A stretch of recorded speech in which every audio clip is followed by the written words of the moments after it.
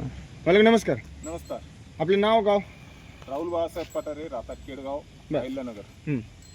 आपण आता सध्या तुमची गाय भरवलेली आहे हां. विंचूर हरण्याकडून, हो. बरोबर. तर आपण बैलाचं अंतर म्हणजे येण्याचा जाण्याचा आपण जे किलोमीटर आहे ते किती लांबून आम्हाला बोलवलेलं आहे? 300 किलोमीटरवरून आलेली. बर. विंचूरवरून.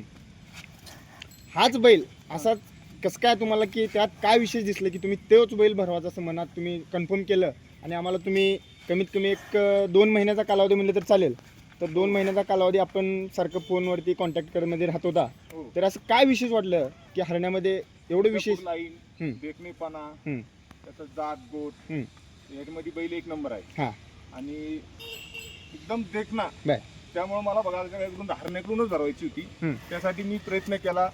राजू पाटील इथपर्यंत आले माझ्यासाठी. हां. माझ्यासाठी खूप भाग्याची गोष्ट आहे हां. की ते इतक्या लांबून आले. हां. कारण की सहसा इतकी येत नाहीत, पण आपल्यासाठी आले. हां. त्यांचं मनापासून मला कसं आहे, आपलं एक माणुसकी दृष्टिकोनाने मी एवढा लांबचा प्रवास केला.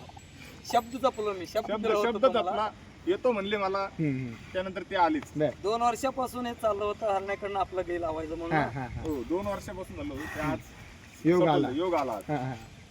एवढ्या लांबून करण्यासाठी. अजून एकदा तुमचं नाव गाव सांगा.